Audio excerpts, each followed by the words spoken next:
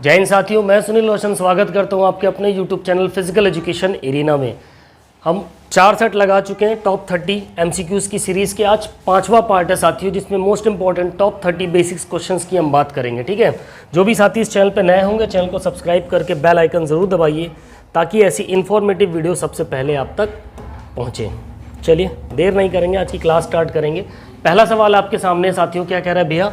Your first question is physical activity can help with okay, शारीरिक गतिविधि निम्नलिखित में मदद करती है। किस में मदद करती है? तनाव के स्तर को बढ़ाने में, इंक्रीज स्ट्रेस लेवल, नींद की कमी प्राप्त करने में, गेटिंग स्लीप अपील, बेचैन पैर सिंड्रोम का कारण बनना, कॉजिंग रेस्टलेस लेग सिंड्रोम, या फिर आपके सामाजिक जीवन में मदद करना, helping your social life. Okay, शारीरिक गतिविधि जो होती है इन चारों में से किस चीज़ में आपकी हेल्प करेगी? बिल्कुल, अगर आप जाएंगे ऑप्शन डी के साथ आप बिल्कुल करेक्ट होंगे। ठीक है, फिजिकल एक्टिविटी जो होती है वो आपके सामाजिक जीवन में हेल्प करती है इन ऑप्शंस के अकॉर्डिंग अगर हम देखें तो। ठीक है, नेक्स्ट क्वेश्चन की हम बात करेंगे। अगला सवाल आपसे क्या कह रहा है भैया? State of complete physical, mental and social wellbeing and not merely an absence of disease और infirmity is a definition of. Okay, पूर्ण शारीरिक, मानसिक और सामाजिक कल्याण की स्थिति, न कि केवल रोग या दुर्बलता की अनुपस्थिति, निम्नलिखित की परिभाषा है। किसकी परिभाषा है ये? वेलनेस की है, हेल्थ की है, फिटनेस की है, या फिर हेल्थ लाइफस्टाइल की, हेल्दी लाइफस्टाइल की? बताओ फटाफट, स्वस्थ जीवन शैली। क्या होगा क्वेश्चन नंबर 2 का करेक्ट आंसर? बिल्कुल, अगर आप जाते हैं हेल्थ के साथ तो आप बिल्कुल करेक्ट होंगे। ऑप्शन बी यहाँ पर आपका करेक्ट आंसर हो जाएगा साथियों। ठीक है, ऑप्शन बी आपका यहाँ पर करेक्ट हो जाएगा। ठीक है, नेक्स्ट क्वेश्चन की बात करेंगे। अगला सवाल आपसे कह रहा है भैया, क्या कह रहा है? Which of the following is not a component of wellness. ठीक है, क्या पूछा है? Not a component of wellness. निम्नलिखित में से कौन सा कल्याण का या वेलनेस का घटक नहीं है भैया? फिजिकल, कॉस्मेटिक, मेंटल या ऑक्यूपेशनल? चलो बताओ फटाफट। अब भाई हेल्थ वेलनेस की बात करेंगे तो मैं फिजिकल तो वेलनेस से ही कनेक्टेड है, मेंटल भी आपका वेलनेस से कनेक्टेड है और ऑक्यूपेशनल भी आपका मेंटल से कनेक्टेड है। कॉस्मेटिक आपका वेलनेस से कनेक्टेड नहीं है। ठीक है, ऑप्शन बी यहाँ पर आपका करेक्ट आंसर हो जाएगा। नेक्स्ट क्वेश्चन की बात करेंगे। अगला सवाल है क्वेश्चन नंबर 4। क्या कह रहा है भैया? Occupational wellness is related with, व्यवसायिक कल्याण या व्यवसायिक वेलनेस जो है भैया वो इनमें से किससे संबंधित है?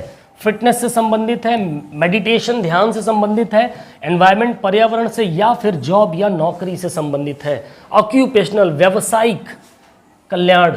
अब व्यवसायिक किसी चीज़ का व्यवसायीकरण होता है तो उसमें पैसा मिलता है। पैसा कहाँ मिलता है? नौकरी में मिलता है। ठीक है, तो ऑप्शन डी के साथ अगर आप जाएंगे तो आप बिल्कुल करेक्ट हो जाएंगे। ओके, नेक्स्ट क्वेश्चन की बात करेंगे। अगला सवाल है question number 5। Which is not a health related physical fitness component. निम्नलिखित में से कौन सा स्वास्थ्य संबंधी शारीरिक फिटनेस का घटक नहीं है भैया? ठीक है, नहीं है पूछा है। मांसपेशी सहन शक्ति, मस्कुलर एंडोरेंस, कार्डियो रेस्पिरेटरी सहन शक्ति, कार्डियो रेस्पिरेटरी एंडोरेंस, स्पीड यानी कि गति, या फिर लचीलापन फ्लेक्सिबिलिटी। ठीक है, क्वेश्चन नंबर 5 का करेक्ट आंसर स्वास्थ्य संबंधी फिटनेस का घटक नहीं है। शारीरिक फिटनेस का क्या नहीं है? आपकी जो स्पीड है भैया वो आपका शारीरिक फिटनेस का घटक नहीं है। ठीक है, स्वास्थ्य संबंधी शारीरिक फिटनेस का घटक नहीं है। बाकी आपका muscular endurance, cardio respiratory endurance और फ्लेक्सिबिलिटी ये आपका फिजिकल फिटनेस कंपोनेंट के अंदर आते हैं, health related physical fitness components. Okay, next question की बात करेंगे। अगला सवाल आज करें question number 6। Which is a component of skill related fitness. आ जाओ भैया, कौशल संबंधी फिटनेस के कौन से घटक हैं पूछा है? मांसपेशी शक्ति, पावर यानी कि शक्ति, शरीर संरचना, बॉडी कंपोजिशन, या फिर लचीलापन फ्लेक्सिबिलिटी? फटाफट से बताएंगे। कौशल संबंधी फिटनेस का कौन सा घटक है भैया इसमें से? शक्ति, पावर। ऑप्शन बी के साथ अगर आप जाते तो आप बिल्कुल करेक्ट होंगे। ओके, नेक्स्ट की बात करेंगे हम। Which of the following is played with the help of animals. निम्नलिखित में कौन सा खेल जानवरों की मदद से खेला जाता है भैया? जानवरों की मदद से कौन सा खेल खेला जाता है? 7वां प्रश्न। मलखंभ, आट्यापाट्या, पोलो या फिर कलारी पयट्टू? बताओ क्या होगा सही जवाब? बिल्कुल, पोलो एक ऐसा खेल है जो कि जानवरों की मदद से खेला जाता है। किससे? कौन से जानवरों की मदद से? हॉर्स, घोड़ों के ऊपर बैठ करके खेला जाता है ये, ठीक है। पुराने ज़माने में इसको चौगान बोला जाता था। I hope so. चलो नेक्स्ट क्वेश्चन है question number 8, which game is the origin of ludo? Ludo का मूल खेल कौन सा है? लूडो भी खेलते हैं ना, तो उसका पुराना क्या रूप था? पहले क्या बोलते थे उसको? चौपड़, गिल्ली डंडा, कलारी पयट्टू या फिर शतरंज? चलो बताओ क्या होगा सही जवाब? बिल्कुल, देखा ना वो महाभारत में शकुनी मामा जुआ खेलते थे ना, देखा किसने किसने देखा होगा तुम लोगों ने। शकुनी मामा तब पासे फेंकते थे, वही चौपड़ होता था, ठीक है। ऑप्शन ए के साथ अगर आप जाएंगे तो बिल्कुल करेक्ट होंगे। मूल पुराने टाइम पे चौपड़ से ही आपका लूडो आज का डेट खेल बन गया, ठीक है। नेक्स्ट क्वेश्चन क्या कह रहा है भैया? 9वां, sports and physical activities provide numerous leadership opportunities as they. खेल और शारीरिक गतिविधियां कई नेतृत्व अवसर प्रदान करती है क्योंकि वे सुधार के लिए छात्रों की पहचान करते हैं, नेतृत्व का विश्लेषण करते हैं, व्यक्तिगत कौशल विकसित करते हैं या फिर अत्यधिक संवादात्मक होते हैं, ठीक है।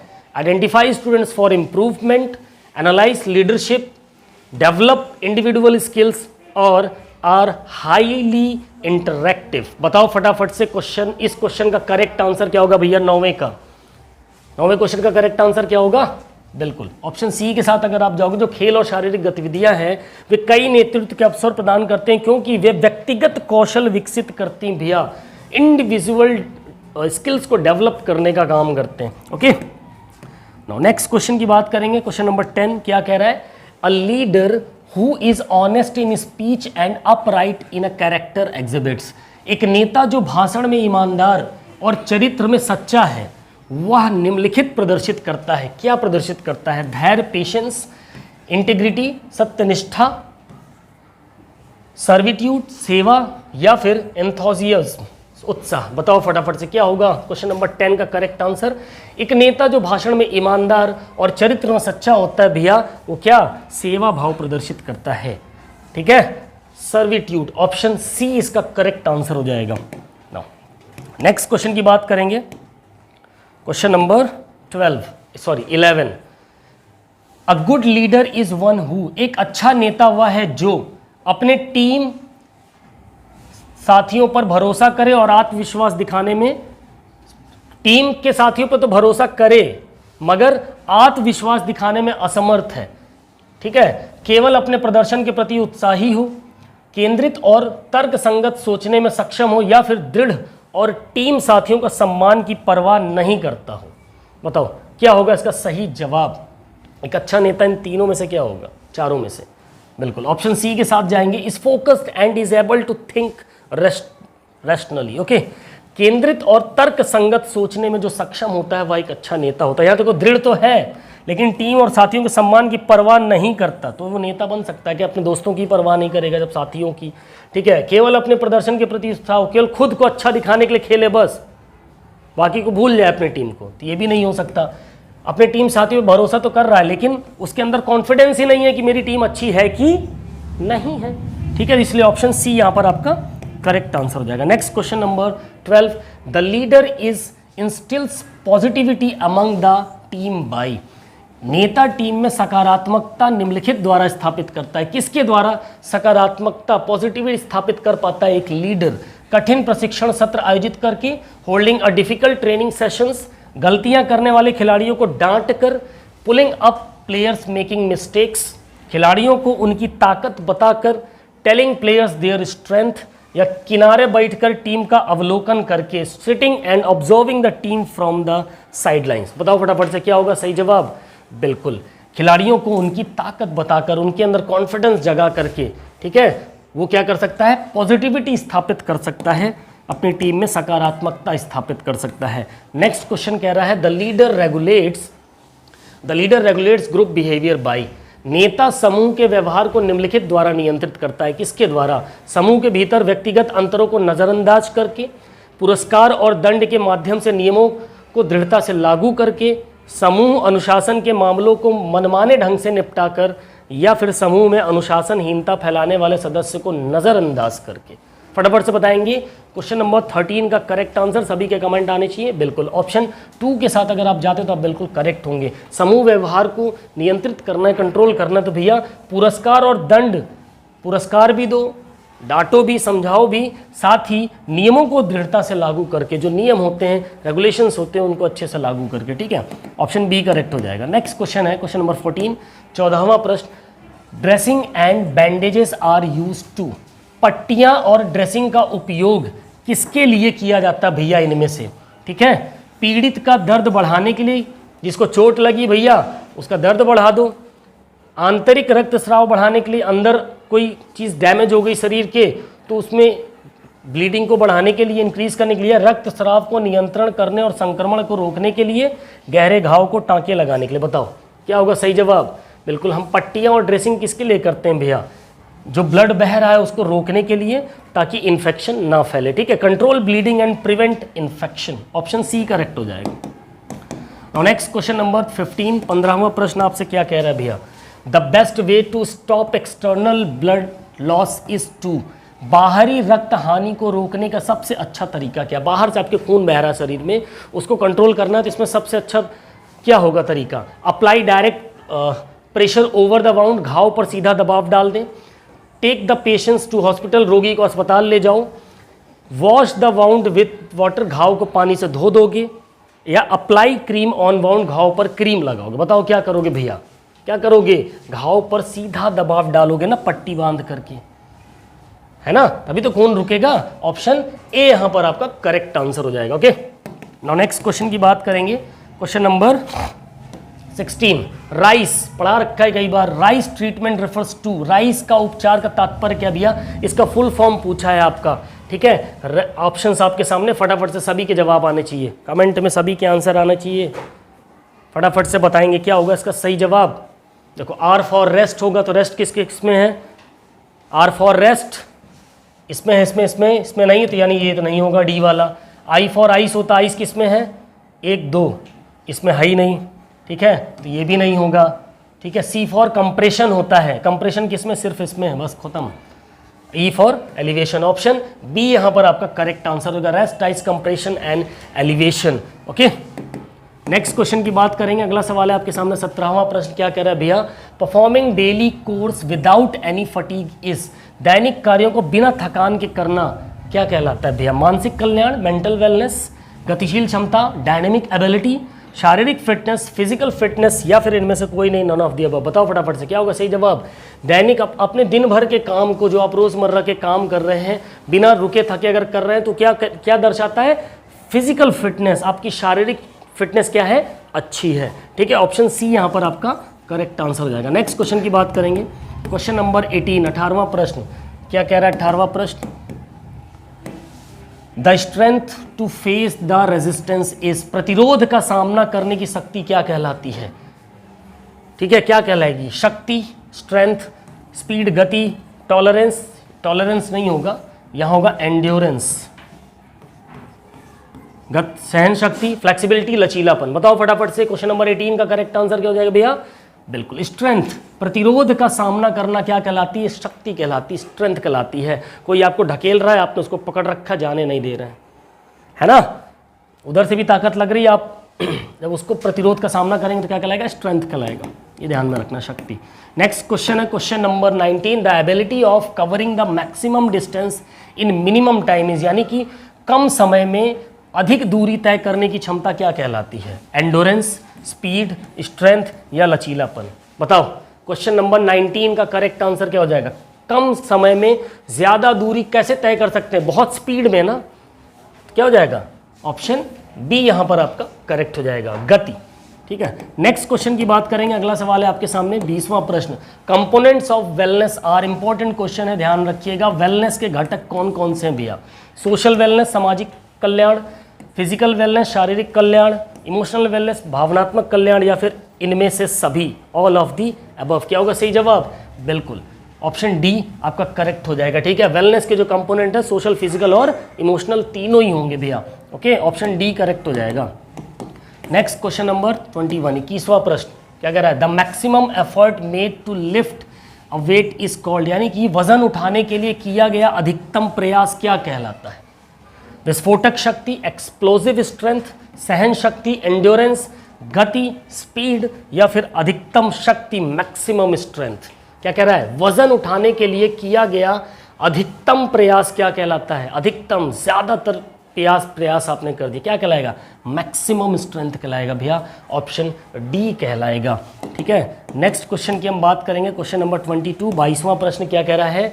Which strength development method does not show muscle movement, कौन सी शक्ति विकास विधि में मांसपेशी गति नहीं दिखती, जिसमें आपकी मसल्स काम करते हुए नहीं दिखेगी? आइसोमेट्रिक कॉन्ट्रैक्शन में, आइसोटोनिक कॉन्ट्रैक्शन में, आइसोमेट्रिक कॉन्ट्रैक्शन में, आइसोकाइनेटिक, या फिर नन ऑफ दी अबव? बताओ क्या होगा सही जवाब? अगर हम दीवार को धकेल रहे हैं तो दीवार अपनी जगह पे है और हमारा मसल्स भी काम करते हुए नहीं दिखेगी, अंदर जोर तो पड़ेगा बट गति उसमें मांसपेशी में नहीं दिखेगी। किसमें होता है? आइसोमेट्रिक कॉन्ट्रैक्शन में होता है। ऑप्शन बी करेक्ट हो जाएगा भैया। ठीक है, नेक्स्ट क्वेश्चन की हम बात करेंगे, अगला सवाल है question number 23, exercising for a longer duration with less weight is related to. Okay, लंबी अवधि तक कम वजन के साथ व्यायाम करना निम्नलिखित से संबंधित है। आप काफी देर तक व्यायाम कर रहे हो लेकिन कम वजन के साथ, तो क्या कहलाएगा? सहन शक्ति, शक्ति, गति, या समन्वय? बताओ, एंडोरेंस, स्ट्रेंथ, स्पीड और कोऑर्डिनेशन। क्या होगा सही जवाब? लंबी अवधि तक अगर आप कम वजन के साथ भी व्यायाम कर रहे हो तो आपकी सहन शक्ति, एंडोरेंस को दर्शाता है भैया, उसके लिए ट्रेन करता है। ठीक है, ऑप्शन ए करेक्ट हो जाएगा, एंडोरेंस। ओके, नेक्स्ट क्वेश्चन की बात करेंगे, 24वां प्रश्न क्या कह रहा है? इंपॉर्टेंट क्वेश्चन है, coordination in the nervous system and muscles is related to. तंत्रिका तंत्र और मांसपेशियों में समन्वय किससे संबंधित होता है भैया? इनमें से सहन शक्ति क्षमता से, एंडोरेंस एबिलिटी से, गति क्षमता स्पीड एबिलिटी से, समन्वय क्षमता कोऑर्डिनेटिव एबिलिटी, या फिर स्ट्रेंथ एबिलिटी? क्या होगा सही जवाब? बिल्कुल कोऑर्डिनेटिव एबिलिटी के साथ। ठीक है, ऑप्शन सी के साथ अगर आप जाते तो आप बिल्कुल करेक्ट होंगे। नेक्स्ट क्वेश्चन की बात करेंगे, question number 25, traditional games are help promote. पारंपरिक खेल जो होते हैं वो किसको बढ़ावा देने में हेल्प करते हैं भैया? इमोशनल वेलनेस, भावनात्मक कल्याण को, पैसिव फ्लेक्सिबिलिटी, निष्क्रिय लचीलेपन को, सोशल वेलनेस, सामाजिक कल्याण को, या इनमें से सभी के सभी? बताओ क्या होगा सही जवाब? जो पारंपरिक खेल हैं वो आपकी भावनाओं से भी जुड़े हैं। जो पुराने खेल होते थे ना, गिल्ली डंडा, आत्या पाट्या और ढेर सारे हैं, और एक बहुत से गांव में खेल होते थे, एक सुर्रा पुर्रा, पता नहीं कौन खेले हो, बहुत से गेम खेलो, छोटे छोटे में हम लोग बहुत से गेम खेलते थे ना, आप लोगों ने भी खेले होंगे। तो आपकी भावनाओं के साथ भी जुड़े होते हैं बचपन के जो पुराने खेल होते हैं। निष्क्रिय लचीलापन, पैसिव फ्लेक्सिबिलिटी को बढ़ाते हैं, सोशल वेलनेस, सामाजिक कल्याण का भी कारण बनते हैं, यानी कि ये सभी के सभी। ऑप्शन डी यहाँ पर आपका करेक्ट आंसर हो जाएगा। नेक्स्ट क्वेश्चन नंबर 26 की बात करेंगे भैया, the flexibility that is increased with the help of someone और सपोर्ट इज कॉल्ड, यानी कि किसी की मदद या समर्थन से बढ़ाया गया लचीलापन क्या कहलाता है? आप किसी की हेल्प से स्ट्रेचिंग कर रहे हो ना, अपनी कर रहे हो, करवा रहे हो, तो वो क्या कहलाएगा? एक्टिव फ्लेक्सिबिलिटी, सक्रिय लचीलापन, पैसिव फ्लेक्सिबिलिटी, निष्क्रिय लचीलापन, ए और बी दोनों होगा, या सभी के सभी होंगे? बताओ क्या होगा correct answer? All of these, तो दो ही ऑप्शन तो होंगे। बताओ क्या होगा सही जवाब? किसी की हेल्प से अगर हम अपनी फ्लेक्सिबिलिटी को बढ़ाते हैं भैया तो वो पैसिव फ्लेक्सिबिलिटी में आता है, हमेशा ध्यान रखिएगा। ठीक है, passive flexibility. Okay, option B यहां पर आपका करेक्ट आंसर हो जाएगा। नेक्स्ट क्वेश्चन की बात करेंगे, question number 27, leadership qualities are. नेतृत्व के गुण क्या है भैया? अच्छा संचार, गुड कम्युनिकेशन, तार्किक होना, लॉजिकल बंदा हो, ऊर्जावान होना, हमेशा एनर्जेटिक रहे, बीइंग एनर्जेटिक, या फिर ये सारे के सारे? क्या होगा सही जवाब? बिल्कुल ऑप्शन डी के साथ जाओगे तो करेक्ट हो जाओगे, सारे के सारे। भाई उसका संचार, उसका कम्युनिकेशन अच्छा होना चाहिए अपनी टीम के साथ, तार्किक होना चाहिए, लॉजिकल बात करे बंदा, साथ ही एक्साइटेड होना चाहिए, एनर्जी होनी चाहिए उसके अंदर, ये मरा चलो खेलो। तो सामने वाली टीम कहीं कहाँ से आ गया बुग्गा नेता या बुग्गा कैप्टन? कैप्टन कैसा होना चाहिए? लीडर कैसा होना चाहिए? बहुत ही ये सारी क्वालिटीज़ उसके अंदर होनी चाहिए। ठीक है, नेक्स्ट क्वेश्चन की बात करेंगे, क्वेश्चन नंबर 28 क्या कह रहा है भैया? A role of leader is, एक नेता की भूमिका क्या होगी?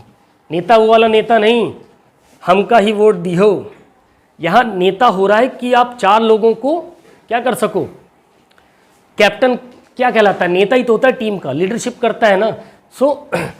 तो एक नेता की भूमिका कैसी होनी चाहिए, अचीविंग द गोल, लक्ष्य प्राप्त करना, डिसीजन मेकिंग, निर्णय लेने वाला होना चाहिए, फेसिंग चैलेंजेस, चुनौतियों का सामना करने वाला होना चाहिए। ये सारे के सारे बताओ क्या होगा सही जवाब, सारे के सारे गामा को लेके गाते चले, ऑप्शन डी करेक्ट हो जाएगा यहाँ पे, ठीक है। लक्ष्य प्राप्त करने वाला होना चाहिए, हमेशा गोल को अचीव करने वाला होना चाहिए, डिसीजन लेने वाला होना चाहिए, साथ ही चुनौतियों का सामना करने वाला होना, यानी कि पता चला सामने वाली टीम बड़ी स्ट्रांग आ गई, नेता गायब हो गया डर के मारे, कहा मैं ना खेलूँ, तो टीम का क्या हाल होगा फिर, अच्छी खेलेगी नहीं।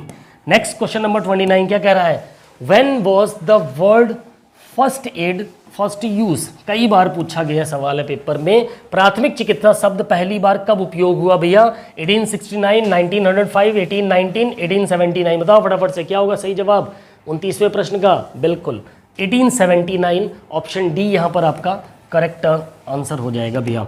नेक्स्ट क्वेश्चन नंबर 30 की बात करेंगे, 30वां प्रश्न क्या कह रहा है, in which country was the first aid word first use, ठीक है, ओके 1879 में पहली बार यूज हुआ, किस देश में यूज हुआ वो पूछ रहा है, यूएसए, चीन, इंग्लैंड, जर्मनी, बताओ फटाफट से कहां यूज हुआ। क्वेश्चन नंबर 30 का करेक्ट आंसर पूछ रहा हूं आपसे, बताओ फटाफट से, प्राथमिक चिकित्सा शब्द का पहली बार उपयोग किस देश में हुआ, इंग्लैंड में हुआ, कहां हुआ, इंग्लैंड में, एक बार क्रॉस चेक कर लीजिएगा, यूएसए तो नहीं है, ऑप्शन ए इंग्लैंड ही होना चाहिए, ठीक है, 1879 इंग्लैंड में, okay. Next question, which of the following is not an objective of first aid, निम्नलिखित में से कौन सा प्राथमिक चिकित्सा का उद्देश्य नहीं है पूछा है, ठीक है, जीवन की रक्षा करना, स्वास्थ्य में लाभ देना, संतुलित आहार, चिकित्सा सुविधा की व्यवस्था करना भैया, life safety, health advantage, balance diet, या फिर अरेंजमेंट ऑफ मेडिकल फैसिलिटीज, क्या होगा इस क्वेश्चन का सही जवाब, बिल्कुल अगर आप जाएंगे ऑप्शन सी के साथ तो भैया बैलेंस डाइट का संबंध प्राथमिक चिकित्सा से नहीं है, वो न्यूट्रिशन से है, जीवन की रक्षा करना फर्स्ट एड से होती है, आपके हेल्थ में लाभ मिलता है, चिकित्सा सुविधा की व्यवस्था होती है फर्स्ट एड में, ठीक है। नेक्स्ट क्वेश्चन की बात करेंगे, question number 32 assertion based question भैया क्या कह रहा है, ठीक है, असर्शन है सहन शक्ति का अर्थ बिना थकान के लंबी अवधि तक गतिविधि जारी रखने की क्षमता है, क्योंकि किसी कार्य को पूरा करने के लिए अधिकतम शक्ति का उपयोग करना सहन शक्ति के रूप में जाना जाता है।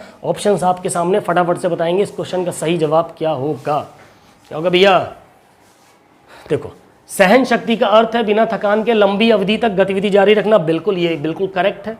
जब आप लॉन्ग ड्यूरेशन के लिए बिना थके आप एक्टिविटी कर रहे हो तो आपकी एंडोरेंस बढ़ती है, इससे एंडोरेंस पे असर पड़ता है, सहन शक्ति कहलाती है, ठीक है। तो ये कथन तो सही है, यानी ए सही है।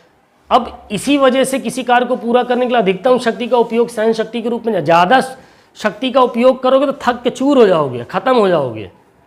आराम से लंबे समय तक करना है किसी कोई एक्टिविटी को तो आराम से करना है, यानी कि ये कथन उससे मैच नहीं कर रहा है, यानी ऑप्शन सी करेक्ट होगा। A is true but R is false, ठीक है, ए सत्य है लेकिन आर क्या है, असत्य है, गलत है भैया, ठीक है। नेक्स्ट क्वेश्चन की बात करेंगे, अगला सवाल आपसे क्या कह रहा है, अगेन असर्शन बेस क्या कह रहा है, खिलाड़ी, कथन क्या है, खिलाड़ी अपनी गतिविधियों को सफलतापूर्वक और प्रभावी ढंग से करने में सक्षम है क्योंकि तंत्रिका तंत्र और मांसपेशियों के बीच कोई समन्वय नहीं होता, इसलिए वो अच्छे से अपनी सारी एक्टिविटीज़ को कर लेता है।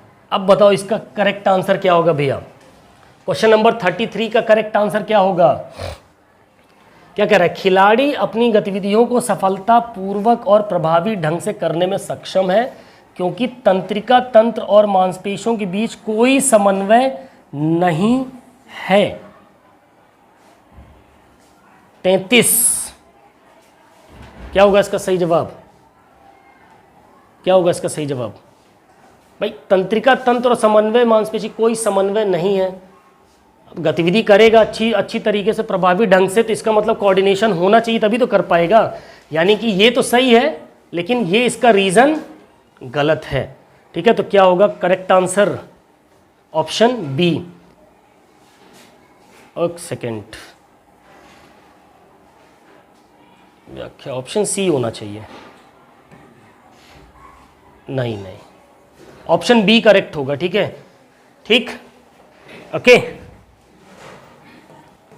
बी सही होना चाहिए इसमें। बी या सी में कंफ्यूज हो रहा है थोड़ा सा। देखो ये तो पहला वाला तो सही है, लेकिन इसकी एक्सप्लेनेशन गलत है। ये इसमें कोऑर्डिनेशन होना चाहिए, इस वजह से बी। बट ये वर्ड तंत्रिका और मांसपेशियों के बीच कोई समन्वय नहीं है, ये वर्ड गलत नहीं है, सही भी हो सकता है। ठीक है, चलो ऑप्शन सी के साथ, मैं तो ऑप्शन सी के साथ जाऊंगा। आप कमेंट करके बताइएगा इसमें से क्या आंसर सही होना चाहिए।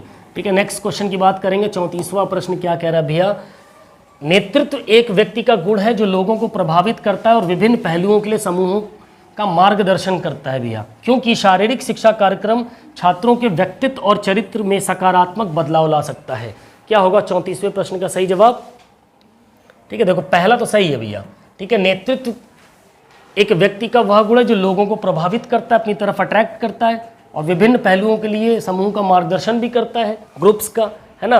लेकिन शारीरिक शिक्षा कार्यक्रम छात्र व्यक्तिगत और चरित्र में सकारात्मक बदलाव ला सकता है, बिल्कुल ला सकता है।